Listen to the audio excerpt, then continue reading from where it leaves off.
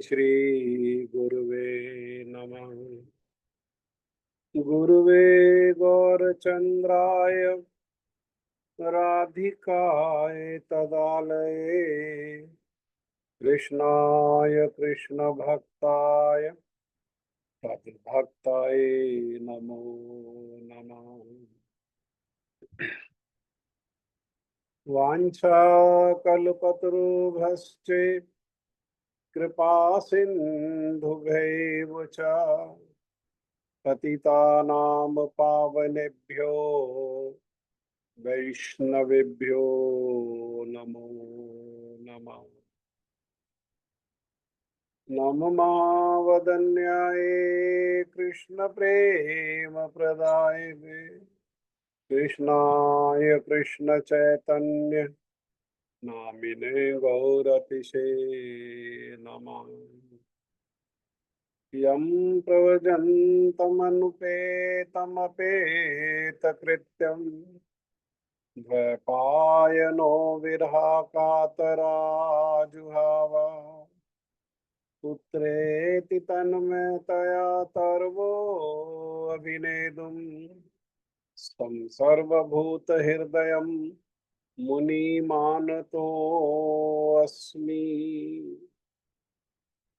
हे कृष्ण करुणा सिंधु दीनबंधु जगतपते गोपेश गोपिका कांत श्री राधा कांत नमस्तुते। तप्त कांचन गौरांगी श्री राधे वृंदावनेश्वरी वृषभानुसुते देवी प्रणमामि हरिप्रिया। भक्त्या विहीनयपराधलक्ष्ये क्षिप्ताश्च कामादितरङ्गमध्ये कृपामयि त्वां शरणं प्रपन्ना वृन्दे नमस्ते चरणारविन्दं वृन्दे नमस्ते चरणारविन्दं वृन्दे नमस्ते चरणारविन्दं। श्रीकृष्ण चैतन्य प्रभु नित्यानंद श्री अद्वैत गदाधर श्रीवासादि गौर भक्त वृंद। हरे कृष्ण कृष्ण कृष्ण हरे हरे हरे राम राम राम हरे हरे। मैं सबसे पहले मेरे गुरुपाद पद्म नित्य लीला प्रविष्ट ओम विष्णुपाद परमहंस परिव्राजकाचार्य अस्तोत्रशत योगाचार्य श्री श्रीमद् भक्ति वेदांत श्रील नारायण गोस्वामी महाराज जी के अभय चरणारविंद में अनंत कोटि दंडवत प्रणाम करते हुए उनकी कृपा याचना करता हूँ। तदुपरांत नित्य लीला प्रविष्ट ओम विष्णुपाद स्तोत्र श्री श्रीमद् भक्ति वेदांत स्वामी महाराज श्रील प्रभुपाद जी के चरण सरोज में अनंत कोटि दंडवत प्रणाम। रूप अनुग गुरु परंपरा के चरणों में अनंत कोटि दंडवत प्रणाम। कथा के श्रोता वृंद वैष्णव वैष्णवी माता भाई बहन प्रभु आप सभी को मेरा यथायोग्य प्रणाम। श्रीमद् भगवद गीता यथारूप अध्याय 2 श्लोक संख्या 62 और श्लोक संख्या 63। यहाँ भगवत गीता में तो अलग अलग लिखे हैं, लेकिन ये दोनों श्लोक जो है ये जुड़े हुए हैं, मिले हुए हैं। तो गीता का सार सुनाते हुए भगवान श्री कृष्ण अर्जुन को कह रहे हैं, ध्यायते ध्यायतो विषयान पुंसा संगस्तेषुपजायते संगात् संजायते कामा कामात् क्रोधो अभिजायते क्रोधात् भवति सम्मोहा सम्मोहात् स्मृति विभ्रम स्मृति भ्रंशात् बुद्धिनाशो बुद्धिनाशात् प्रणश्यति ध्यायतो विषयान् पुंसा संगस्तेषुपजायते संगात् संजायते कामा कामात् क्रोधो अभिजायते क्रोधात् भवति सम्मोहा सम्मोहात् स्मृति विभ्रम स्मृति भ्रंशात् बुद्धिनाशो बुद्धिनाशात् प्रणश्यति। बोलिए, आप बोलिए। हरे कृष्ण प्रभु जी, दंडो प्रणाम। ध्यायतो विषयान् पुंसः संगस्तेषुपजायते संगात् संजायते कामः कामात् क्रोधो अभिजायते क्रोधात् भक्ति सम्मोहः सम्मोहात् स्मृति विभ्रमा स्मृति भ्रंशात् बुद्धिनाशो बुद्धिनाशात् प्रणश्यति। ध्यायतो विषयान् पुंसः संगस्तेषुपजायते संगात् संजायते कामः कामात् क्रोधोऽभिजायते क्रोधात् भवति सम्मोहः सम्मोहात् स्मृतिविभ्रमः स्मृतिभ्रंशात् बुद्धिनाशो बुद्धिनाशात् प्रणश्यति। हरे कृष्ण, दंडवत प्रणाम प्रभु जी। हाँ, धन्यवाद। ध्यायतो विषयान् नहीं सॉरी ध्यायतो विषयान् पुंसः संगस्तेषुपजायते संगात् संजायते कामः कामात् क्रोधोऽभिजायते क्रोधाद् भवति सम्मोहः सम्मोहात् स्मृतिविभ्रमः स्मृतिभ्रंशात् बुद्धिनाशो बुद्धिनाशात् प्रणश्यति।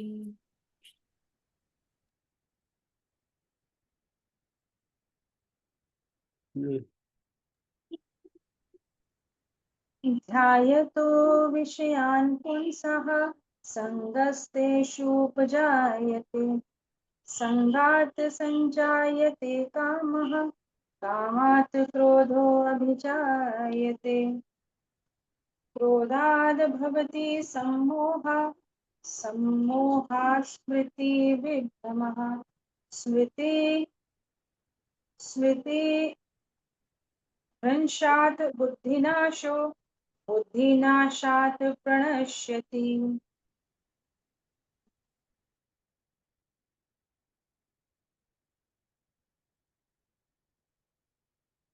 और कोई बोलना चाहते?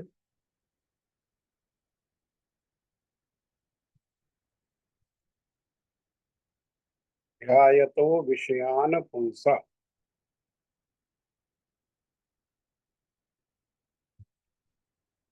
विषय है अनेकों प्रकार के विषय, अलग अलग इंद्रिय का अलग अलग विषय है। आंख का विषय रूप है और कान का विषय शब्द है,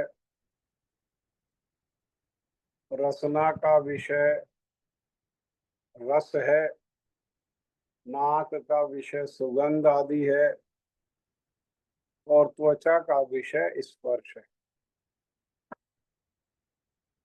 तो जो लोग भगवान का भजन नहीं करेंगे, क्यों? क्योंकि भक्त में और अभक्त में यही भेद है कि जो भक्त है उसके मन के और इंद्रियों के विषय एकमात्र भगवान श्री कृष्ण। मन में स्मरण कृष्ण का, आंखों में रूप कृष्ण का, कान में शब्द कृष्ण संबंधित, रसना पर रस जो है, जैसा कल बताया अम्बरीश महाराज के उदाहरण से, भगवान के प्रसाद और विशेषकर भगवान के चरणों में समर्पित तुलसी।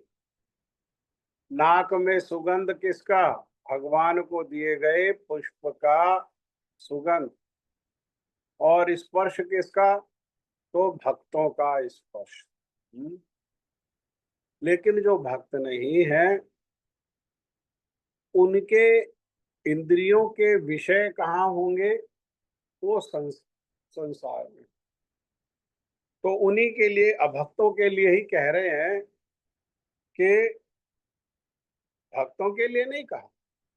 भक्तों के तो विषय कृष्ण है, उनका तो कितना भी ध्यान करें, जितना ध्यान करेंगे उतना ही मंगल होगा।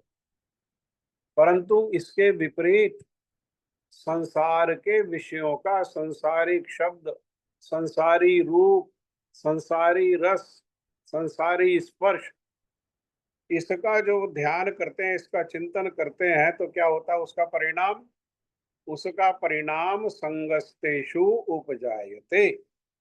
बार बार इंद्रिय विषय के जो है उसको ध्यान करने पर उसमें धीरे धीरे धीरे धीरे बार बार पुनरावृत्ति होने पर आसक्ति हो जाती। और संगात संजायते कामा, और आसक्ति ही प्रगाढ़ होकर के वो प्रबल कामना, काम का रूप ले लेती है। अब उसके बिना रह नहीं सकते और उसको प्राप्त करने का प्रयास करते हैं। और प्रयास करने में कोई विफलता होती है या कोई बाधा होती है तो उसका परिणाम क्या होता है? कामात क्रोध अभिजायते। काम से क्रोध जो है वो जन्म लेता है। कैसे हमारा विनाश होता है, ये सुपर साइंस जो है ये 2 श्लोकों में बताया गया है। ये जो संसार में जो डॉक्टर हैं जो ट्रीट करते हैं पेशेंट को, स्पेशली जो दिमाग के पेशेंट होते हैं उनको ट्रीट करते हैं, उनको ये सब पता ही नहीं है कि ये प्रारंभ कहाँ से होता है। हाँ, क्यों? क्योंकि संसार का जितना भी ज्ञान है, ज्ञान की जितने भी ब्रांचेस है और उन ब्रांचेस में जितने भी फैकल्टी है, उनका सबका ज्ञान, सारे संसार का ज्ञान जब प्रारंभ होता है, खत्म हो जाता है, तो वहां से भक्ति अर्थात तो श्रीमद् भगवत गीता का ABC प्रारंभ होता है। क्योंकि संसार में जितना भी ज्ञान है वो किससे संबंधित है? संसार में सारा का सारा ज्ञान शरीर से संबंधित। सारा ज्ञान, आत्मा का उनको ज्ञान ही नहीं है। और भगवत गीता प्रारंभ कहाँ से होता है? तो भगवत गीता भगवान का गीत है। भगवान बोलना प्रारंभ करते हैं दूसरे अध्याय से, और दूसरे अध्याय में ही भगवान क्या करते हैं? आत्मा का स्थापन करते हैं कि हम लोग जो हैं वो शरीर नहीं, हम कौन हैं? हम आत्मा है, आत्मा का शरीर। तो इंद्रिय विषय का चिंतन करने से आसक्ति, आसक्ति से प्रबल काम, प्रबल कामना, और उसमें बाधा आने पर या उसकी उपलब्धि नहीं होने पर उससे क्रोध, और क्रोध से क्रोधात भवति सम्मोह, क्रोध से मोह का जन्म होता है। हाँ, क्रोध से जो है वो मोह का जन्म होता है। और मोह क्या करता है? मोह जो है जीव की जो स्मरण शक्ति है, स्मरण शक्ति का विनाश कर देता है। उसे स्मरण क्या रह जाता है? बस जो विषय का वो ध्यान कर रहा है वो विषय का ही स्मरण रह जाता है, बाकी सबका विस्मरण हो जाता है।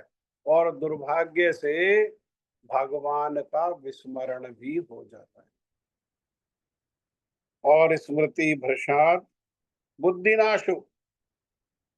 और जब स्मरण नहीं रहा तो बुद्धि नष्ट हो गई। और बुद्धि नष्ट होने से क्या है? बुद्धि नाशो प्रणश्यति। बुद्धि का विनाश होने से विनाश हो जाता है। विनाश होने का अर्थ क्या है? विनाश होने का अर्थ है फिर से वो जो भव सागर है, जन्म और मृत्यु का, जरा और व्याधि का, उसमें वो फिर से गिर पड़ता है। कब तक के लिए? अनंत काल के लिए। अनंत काल कब तक? जब तक उसको मनुष्य शरीर प्राप्त होकर के और भगवान की कृपा से सद साधु संग नहीं प्राप्त होगा। और सद साधु संग को करते हुए वो जीव अपने मंगल के लिए भक्ति नहीं करेगा, तब तक के लिए क्या हो गया? तब तक के लिए बार बार जन्म, बार बार मृत्यु, जन्म और मृत्यु के बीच में बुढ़ापा और बीमारी। हाँ, क्योंकि विषय को यहाँ पर क्या इंगित किया जा रहा है कि विषय में परिवर्तन करना चाहिए। संसार जो विषय है वो संसार के विषय को छोड़ करके भगवान जो विषय हैं, हमारे हर प्रकार के मंगल के लिए हमारे मन के भी और सारी इंद्रियों के विषय एकमात्र भगवान श्री कृष्ण। या भगवान श्री कृष्ण कहें तो भगवान श्री कृष्ण कहने पर सब उसमें सम्मिलित है। भगवान श्री कृष्ण कहने पर उनका नाम भी उसमें मिला हुआ है, उनका रूप भी उसमें मिला हुआ है, उनके गुण भी उसमें मिले हुए हैं, उनकी लीला भी उसमें मिली हुई है, उनके जो भक्त है वो भी उसमें सम्मिलित है। जैसे राजा कहने पर, राजा शब्द को उच्चारण करने पर उससे सब पता लग जाता है कि राजा है तो इनका कोई कैपिटल भी है, सेना भी है, सेना है तो सेनापति भी होगा, कोष है भी होगा तो कोषाध्यक्ष भी होगा, मंत्रणा देने के लिए मंत्री भी होंगे। एक राजा शब्द कहने पर प्रजा भी होगी। ये सब अपने आप उसमें मिला हुआ है। ऐसे ही भगवान कहने पर भगवान और तद वस्तु अर्थात भगवान से संबंधित जो भी वस्तु है वो सब उसमें मिला। तो वो अगर विषय होंगे मन के और इंद्रियों के, तभी जीव का मंगल हो सकता है। अन्यथा इस प्रकार क्रमशः क्रमशः, एक बार और क्रम को हम दोहरा लें, आप लोग नोट करो इसको बहुत, कि किस क्रम में विनाश होता है। और फिर अपने आप को हम चेक करें कि हम कहाँ हैं। क्या हम विषयों का चिंतन कर रहे हैं, हाँ, या विषयों के चिंतन से आगे बढ़ गए हैं, आसक्ति में फंसे हुए हैं, या आसक्ति से भी आगे बढ़ गए हैं, कामनाएं, प्रबल कामनाएं हो गई हैं। और प्रबल कामनाओं से क्या हो रहा है? बार बार क्रोध आ रहा है, और क्रोध से मोह को जन्म मिल रहा है, और मोह से स्मृति जो है वो कम हो रही है, और स्मृति कम होने से विभ्रम, स्मृति जो है वो भ्रमित हो जाती है। स्मरण स्मृति किसकी होनी चाहिए? भगवान की, भगवान के भक्तों की, गुरु की, धाम की, रूप की, गुण की, लीला की, परिकर की। लेकिन वो स्मृति विभ्रम होकर के कहाँ स्मृति रह जाती है? संसार में भी स्मृति खत्म होने लगती है, कुछ ध्यान नहीं रहता। बस स्मृति जो है वो उस विषय पर, जिस विषय पर ध्यान कर रहे हैं उस विषय में आकर के रह जाती है और उससे बुद्धि नाश हो जाता है, और बुद्धि नाश से विनाश। फिर से हम लोग क्या है, जन्म मृत्यु जरा व्याधि दुख दोष अनुदर्शनम, इस साइकिल में फिर से, जो कैसा साइकिल है, जो विशेष साइकिल है, इस साइकिल में हम लोग फिर से पुनः पुनः फंस जाते हैं। ये दोनों श्लोकों में यही बात को कहा गया। हाँ, यही बात को बताया गया। आगे उदाहरण से श्रील रूप गोस्वामी पाद जी समझा रहे हैं कि वैराग्य जो है वो दो प्रकार के वैराग्य होते हैं। एक वैराग्य है युक्त वैराग्य, और एक वैराग्य है फाल्गु वैराग्य। युक्त वैराग्य का अभ्यास कौन करते हैं? वो भक्त लोग अभ्यास करते हैं युक्त वैराग्य का। युक्त अगर वैराग्य क्या है? मूल वैराग्य है, मुख्य वैराग्य है। और फाल्गु वैराग्य कैसा है? फाल्गु वैराग्य वो गौण वैराग्य है। तो दोनों में भेद क्या है? तो जो युक्त वैराग्य, युक्त का अर्थ है लगा देना, अर्थात भक्तों को संसार की भी कोई वस्तु मिलती है तो उसको क्या करते हैं? उसको वो भगवान की सेवा में लगा देते हैं। कार मिलती है तो कोई बात नहीं, कोई समस्या नहीं, कार को छोड़ने की आवश्यकता नहीं। उसको, कार को भी क्या करते हैं वो भक्ति में लगा देते हैं, सत्संग में आने जाने में, मंदिर आने जाने में, भक्तों को लाने ले जाने में। धन मिलता है, धन को भी भगवान के भजन में लगा देते हैं। सब, उनको भोजन मिलता है, भोजन भी क्या करते हैं? वो भगवान को समर्पित कर देते हैं। तो उनको संसार की किसी भी चीज से जो कृत्रिम अननेचुरल जो वैराग्य है उसको अभ्यास करने की आवश्यकता ही नहीं पड़ती। और दूसरी ओर जो संसारी लोग हैं, मायावादी हैं, निर्विशेष हैं, जो भगवान के निराकार आदि मानते हैं, भगवान के रूप को स्वीकार नहीं करते हैं। अब जब भगवान का रूप ही नहीं है तो उनको बढ़िया बढ़िया मिलेगा खाने के लिए, अगर रबड़ी मिलेगी, जलेबी मिलेगी, गुलाब जामुन मिलेगा, इस प्रकार से बढ़िया बढ़िया चीजें मिलेंगी, तो वो क्या करेंगे? वो उससे वैराग्य करने का प्रयास करेंगे। नहीं नहीं नहीं नहीं नहीं, इसमें हम फंस जाएंगे, इसके स्वाद में, रस में फंस जाएंगे।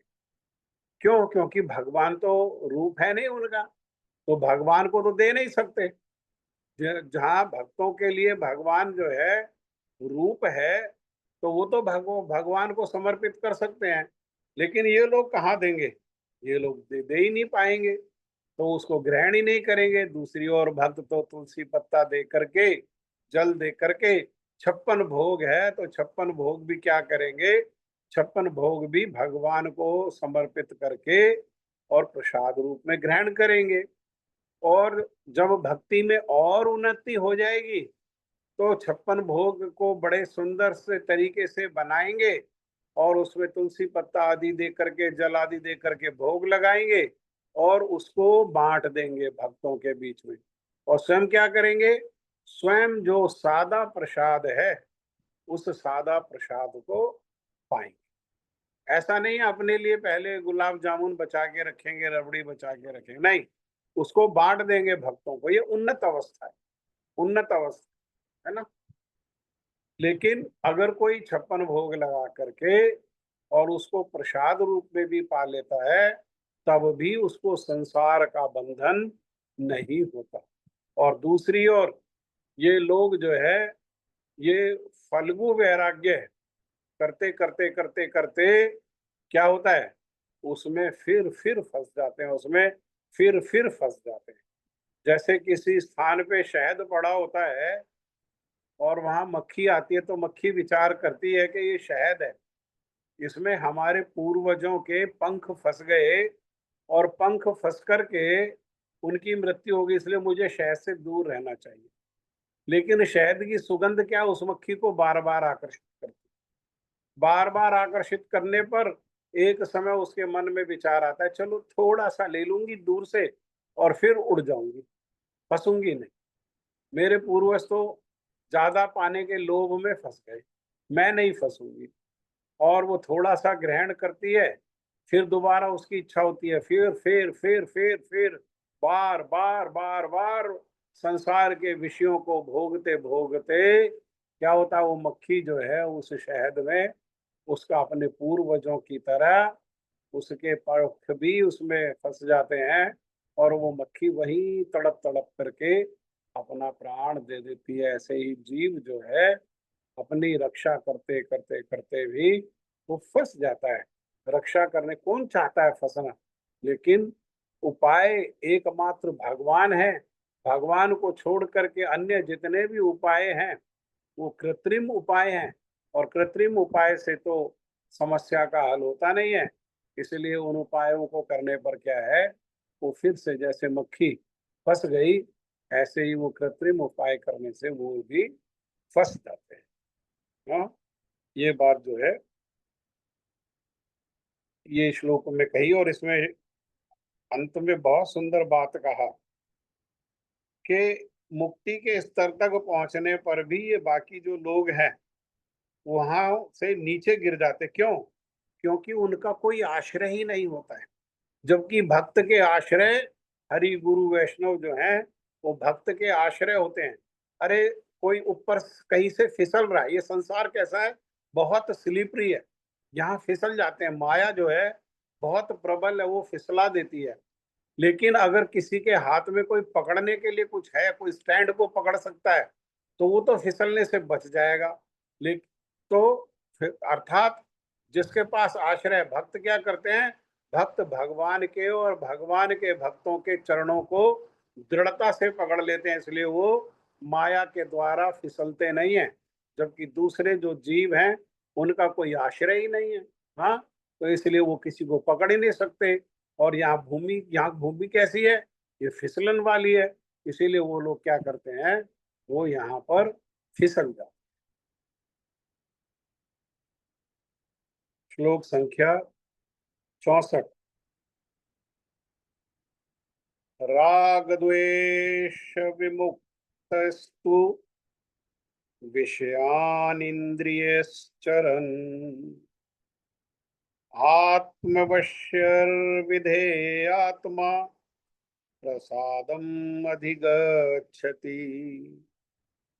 राग द्वेष विमुक्तस्तु विषयान इंद्रियश्चरन् आत्मवश्य विधेयात्मा प्रसादम अधिगच्छति।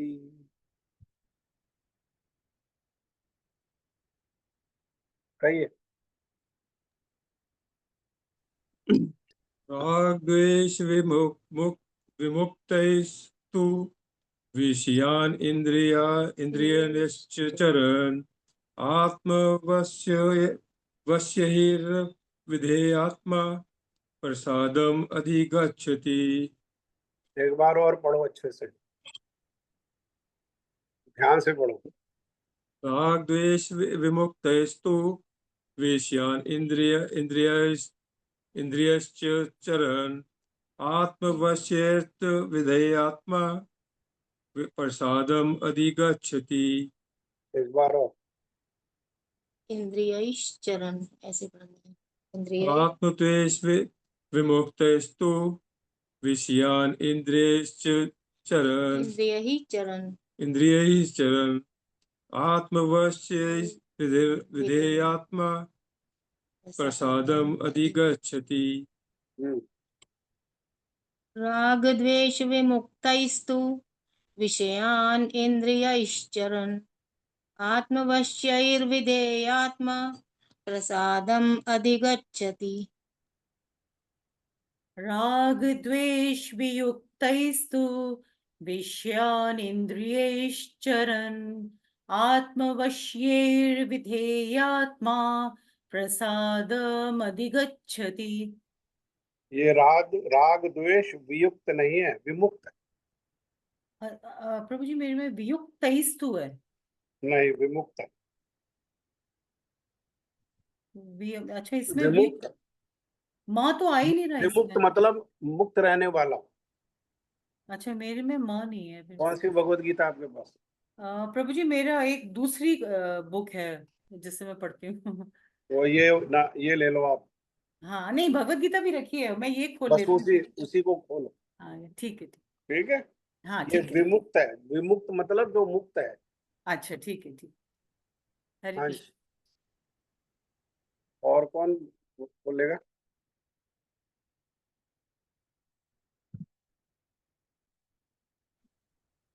भारती दीदी प्रभु जी जी मैं बोलिए। वेलकम। चल, बोलिए बोलिए, पुष्पा को बोलो। हाँ जी प्रभु जी, राग देश विमुक्ते तु विषयान इंद्रिय चरण आत्मवश्य विषय आत्मा प्रसादम अधिगच्छति। फिर से बोलो प्रभु जी। हाँ, पर ये कहाँ कहाँ आपने गलती करी है, इसको देखो। नीचे से नहीं पढ़ो, ऊपर से पढ़ो। जी जी, राग देश राग देश विमुक्तेस्तु विषयान इंद्रियश्चरन् आत्मवश्यै विधिर्धेयात्मा प्रसादम अधिगच्छति। विधेयात्मा प्रसादम अधिगच्छति। और कौन बोलेगा? हाँ प्रभु जी विमुक्ति है। हम्म, हाँ मेरी किताब में उसमें नहीं था। बोलिए, और कौन बोलेगा?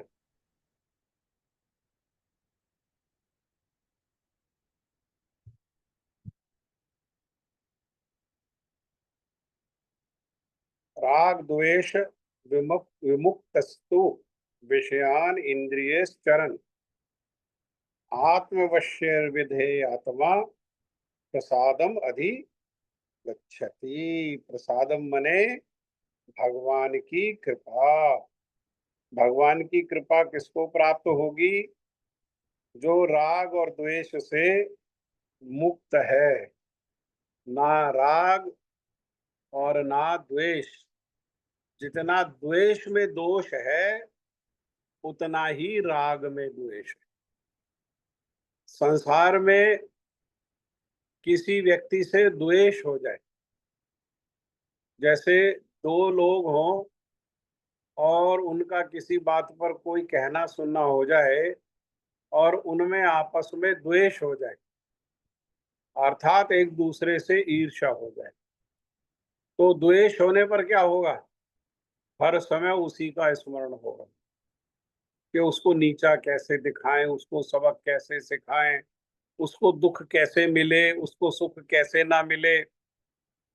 और वो भी दूसरे वाला भी इसके बारे में ऐसा ही सोचेगा, और दोनों इसी का अभ्यास करेंगे सारी आयु, सारा जीवन। और मरने के समय जिनको ईर्ष्या करते हैं उनका स्मरण होगा। और अगले जीवन में क्या होगा? क्योंकि ईर्ष्या करते हुए शरीर को त्यागा, तो अगले जीवन में सांप ईर्ष्यालु होता है, एक सांप बन जाएगा। और नेवला भी सांप के प्रति ईर्ष्या रखता है, एक नेवला बन जाएगा। जंगल में एक नेवला बन करके और एक सांप बन करके, क्योंकि एक दूसरे से कर्म जुड़ा हुआ है, एक दूसरे से मिलना हो जाएगा और जंगल में वही लड़ते रहेंगे। कोई ना छुड़ाएगा, ना कोई सहानुभूति देगा, लड़ते लड़ते मरेंगे, कोई पानी भी पिलाने वाला नहीं। ऐसा ही राग है, राग इससे कम नहीं है। राग भी इसी प्रकार से फंसाने वाला है। जिनमें हमारा राग हो जाता है, तो राग जिसमें हो गया उसका भी स्मरण बन जाता है, और स्मरण बनने पर उसको राग में अभ्यास करते हैं। इसका भला कैसे हो, कैसे, जैसे संसार के लोग होते हैं ना, वो संसारी लोगों की क्या इच्छा होती है कि सारे संसार की संपत्ति लूट करके कैसे मैं अपने लड़के को दे दूं, इसका भी छीन लूं, उसका भी छीन लूं, इसका भी ले लूं, उसका भी ले लूं। हाँ, इतना तक भेद करते हैं कि लड़की का तो केवल कुछ पैसे लगा के शादी कर देते हैं और उसको तो सोचते हैं अब इसका हमारा कोई संबंध नहीं है, और सारी संपत्ति लड़के को दे देते हैं। हाँ, अरे भाई, जैसे लड़के का जन्म हुआ वैसे ही लड़की का जन्म हुआ। प्रसव में जैसे लड़के ने जन्म देते हुए कष्ट हुआ वैसे ही लड़की को जन्म देते हुए कष्ट हुआ। जैसे लड़के का पालन हुआ वैसे ही लड़की का पालन हुआ। फिर ये भेद क्यों क्यों क्यों? क्योंकि राग है। पुत्र में बेटी से अधिक राग है, इसीलिए उसके बेटी का हिस्सा भी मार करके। कानून क्या कहता है? कानून कहता है जितनी संतान है सब में बराबर विभाजन करना चाहिए, लेकिन बेटी का भी हिस्सा मार करके, माता पिता करते हैं, कोई और नहीं करता संसार में, बेटी का भी हिस्सा रख करके सब बेटे को दे देते हैं।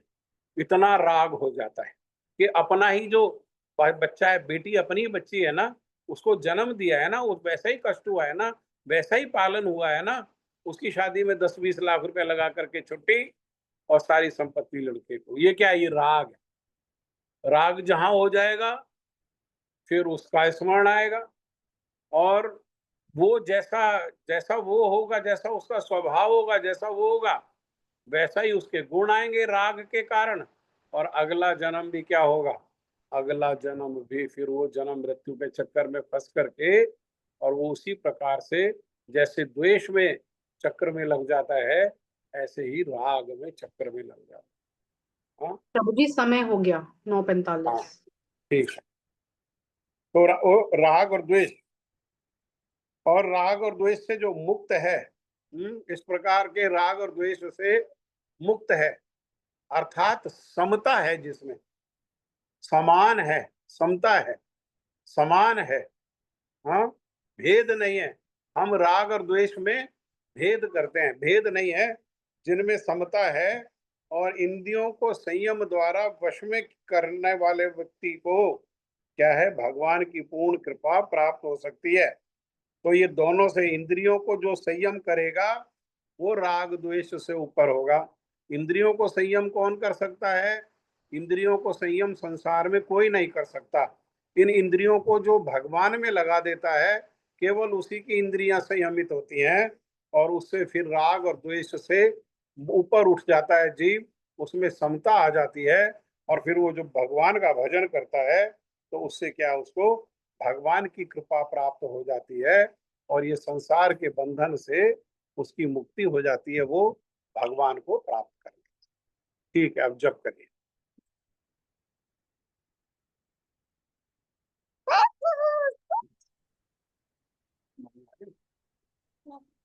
ओम अज्ञानतिमिरन्धस्य ज्ञानाञ्जनशलाकया चक्षुरुन्मिलितं येन तस्मै श्रीगुरवे नमः। नमः विष्णुपादाय राधिकाय प्रियात्मने श्रीश्रीमद्भक्तिवेदान्त नारायण गोस्वामी नाम्ने। नमः विष्णुपादाय कृष्णपृष्ठाय भूतले श्रीमते भक्तिवेदांत स्वामी नाम्ने। श्री कृष्ण चैतन्य प्रभु नित्यानंद श्री अद्वैत गदाधर शिवासादि गौर भक्तवृंद।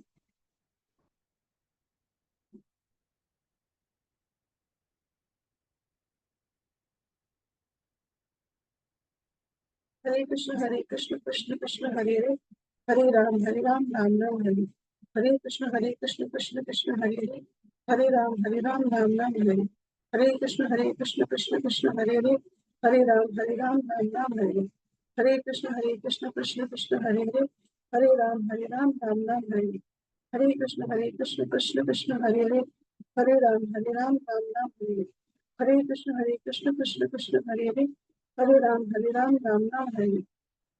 कृष्ण कृष्ण कृष्ण हरे हरे, हरे राम राम हरे। हरे कृष्ण कृष्ण कृष्ण हरे हरे, हरे राम राम हरे। हरे कृष्ण कृष्ण कृष्ण हरे हरे, हरे राम राम हरे। हरे कृष्ण कृष्ण कृष्ण हरे हरे, हरे राम राम हरे। हरे कृष्ण कृष्ण कृष्ण हरे हरे, हरे राम राम हरे। हरे कृष्ण कृष्ण कृष्ण हरे हरे, हरे राम राम हरे। हरे कृष्ण कृष्ण कृष्ण हरे हरे, हरे राम राम हरे। हरे कृष्ण कृष्ण कृष्ण हरे हरे, हरे राम राम हरे।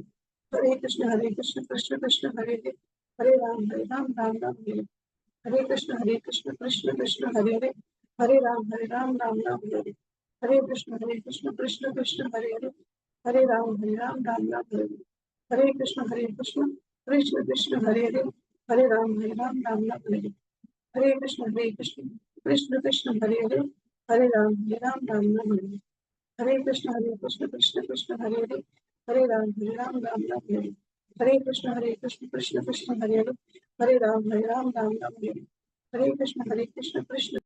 अभी तो भगवान का भजन हो पाएगा।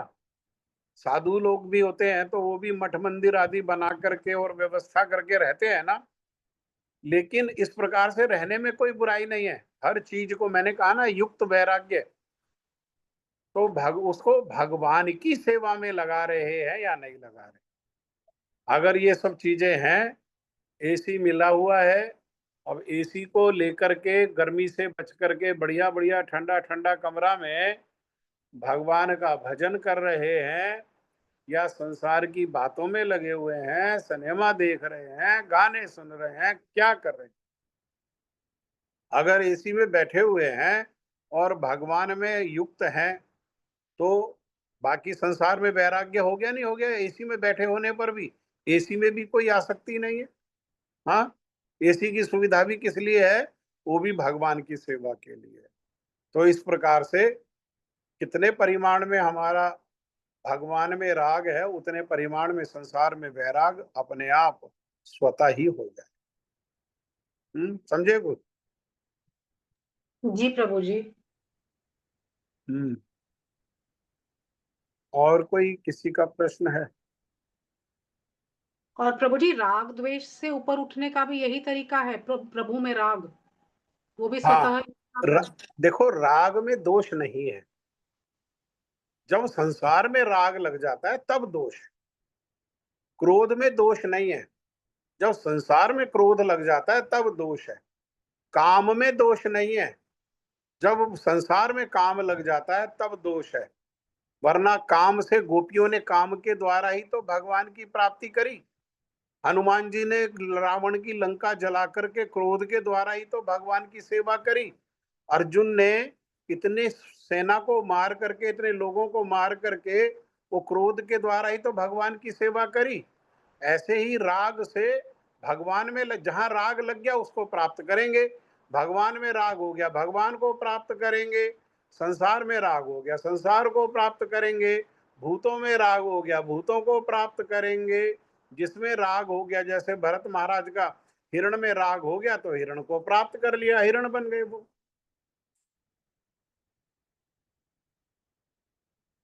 जी प्रभु जी। हम्म तो राग में दोष नहीं है। हाँ, द्वेष में दोष है।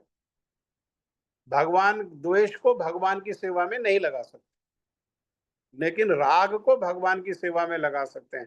काम को भगवान की सेवा में लगा सकते हैं। क्रोध को भगवान की सेवा में लगा सकते हैं। मद को भगवान की सेवा में लगा सकते हैं। लोभ को भगवान की सेवा में लगा सकते हैं। मोह को भगवान की सेवा में लगा सकते हैं। मात्सर्य जो ईर्ष्या है उसको भगवान की सेवा में नहीं लगा सकते। भगवान की सेवा में लगाया, उसे भगवान के अलग अलग प्रकार से प्राप्ति हुई, लेकिन भगवत प्रेम की प्राप्ति नहीं होती। अब कंस ईर्ष्या करता था ना भगवान से, है ना, लेकिन भगवत प्रेम की प्राप्ति नहीं हुई उसको। लेकिन इतना प्रबल स्मरण बन गया कि स्मरण से उसको भगवान के लोक की प्राप्ति हो गई, पर भगवत प्रेम की प्राप्ति नहीं हुई। तो काम, क्रोध, मद, लोभ, मोह, राग, इनमें कोई दोष नहीं है। ये दोषपूर्ण जब संसार में लगे हुए। जैसे मन में कोई दोष नहीं है, लेकिन संसार में लगा हुआ मन दोषी है। इंद्रियां निर्दोष हैं, लेकिन संसार में लगी हुई इंद्रियां दोषी हैं। और भगवान में लगी हुई इंद्रियां मंगल का कारण है। भगवान में लगा हुआ मन इंद्रिय जो है मंगल का कारण। और कोई प्रश्न है किसी का? ठीक है, फिर जय ध्वनि दो। कौन देगा जय ध्वनि? मैं देता हूँ प्रभु जी। दीजिए। श्री श्री गुरु गौरांग कांतोरिका केदारी श्री राधा विनोद बिहारी जी की जय। ओम विष्णुपाद अष्टोत्तर श्री श्रीमद भक्ति वेदांत माधव गोस्वामी महाराज जी की जय। जय नित्य लीला प्रविष्ट ओम विष्णुपाद अष्टोत्तर श्री श्रीमद भक्ति वेदांत श्री नारायण गोस्वामी महाराज जी की जय। जय नित्य लीला प्रविष्ट ओम विष्णुपाद अष्टोत्तर श्री श्रीमद भक्ति वेदांत श्री वामन गोस्वामी महाराज जी की जय। जय नित्य लीला प्रविष्ट ओम विष्णुपाद अष्टोत्तर श्री श्रीमद भक्ति प्रज्ञान श्री केशव गोस्वामी महाराज जी की जय। जय नित्य लीला प्रविष्ट ओम विष्णुपाद अष्टोत्तर जगत गुरु श्री श्रीमद भक्ति सिद्धांत सरस्वती गोस्वामी प्रभुपाद जी की जय। जय नित्य लीला प्रविष्ट ओम विष्णुपाद परमहंस बाबा जी श्री गौर किशोरदास गोस्वामी महाराज जी की जय। जय नित्य लीला प्रविष्ट ओम विष्णुपाद सप्तम गोस्वामी सच्चिदानंद श्री भक्ति विनोद ठाकुर की जय। जय नित्य लीला प्रविष्ट ओम विष्णुपाद वैष्णव सार्वभौम श्री जगन्नाथ बाबा जी महाराज की जय। जय श्री गौड़ीय वेदांताचार्य श्री बलदेव विद्याभूषण जी की जय। जय श्री रसिक चूड़ामणि श्री विश्वनाथ चक्रवर्ती ठाकुर की जय। जय श्री नरोत्तम श्री निवासी श्यामन प्रभु त्रय की जय। जय श्री कृष्णदास कविराज गोस्वामी प्रभु जी की जय। जय श्री रूप सनातन भट्ट रघुनाथ श्री जीव गोपाल भट्ट दास रघुनाथ सठ गोस्वामी प्रभु जी की जय। जय श्री स्वरूप दामोदर राय रामद आदि श्री गौर पार्षद वृंद की जय। जय श्री नामाचार्य श्री हरिदास ठाकुर प्रभु जी की जय। प्रेम से कहो श्री कृष्ण चैतन्य प्रभु नित्यानंदा श्री अद्वैत गदाधर श्री वासादि गौर भक्त वृंद की जय। श्री अंतरदीप मायापुर सीमनदीप गौतमदीप मधदीप कोलदीप ऋतुदीप जानदीप मौतमदीप रुद्रदीपात्मक श्री नवदीप धाम की जय। श्री श्री राधा कृष्ण गोप गोपी गो गोवर्धन द्वादश गुणात्मक ब्रजमंडल की जय। द्वादश उद्भव की जय। श्री श्याम कुंड राधा कुंड यमुना गंगा तुलसी भक्ति देवी की जय। श्री जगन्नाथ बलदेव सुभद्रा सुदर्शन जू की जय। भक्ति विघ्न विनाशक सर्व विघ्न विनाशक श्री नरसिंह भगवान की जय। भक्त दैव श्री प्रहलाद महाराज की जय। चारों धामों की जय, चारों संप्रदाय की जय, चारों आचार्यों की जय। आकर मठराज श्री चैतन्य मठ की जय। श्री गौड़ीय वेदांत समिति की जय। श्री देवानंद गौड़ी मठ अन्य शाखा मठ समूह की जय। समागत भक्त ग्रंथ की जय। हरिनाम संकीर्तन की जय। समस्त भक्त वृंद की जय। राधानाथ प्रभु जी की जय। आज जय। के आनंद की जय। जय श्री श्रीमद् भागवत भगवत गीता की जय। श्री जय निताई गौर प्रेमानंदे हरि हरि बोल हरि हरि बोल हरि हरि बोल। हरे कृष्ण। वो मैं एक बात बताना चाह रहा था आपको, राधा अष्टमी का जो कार्यक्रम है उस कार्यक्रम में समय में थोड़ा परिवर्तन हुआ है। पहले 6 बजे से प्रारंभ कर रहे थे, अभी 6 बजे से नहीं 5:30 बजे से प्रारंभ कर रहे हैं, क्योंकि कीर्तन करने वाले भक्त जो है उनका हम अधिक से अधिक सदुपयोग करना चाहते हैं और वो सीमित समय के लिए उपलब्ध है, उनको दूसरे कार्यक्रम में भी जाना है। इसीलिए हम लोग जो है वो 5:30 बजे से कार्यक्रम को प्रारंभ करेंगे। आप सब लोग कार्यक्रम में 5:30 बजे तक जरूर पहुंच जाए। ठीक है। हरे कृष्णा, राधे राधे, दंडवत। हरे कृष्णा, दंडवत प्रणाम प्रभु जी। प्रभु जी, दंडवत। प्रणाम।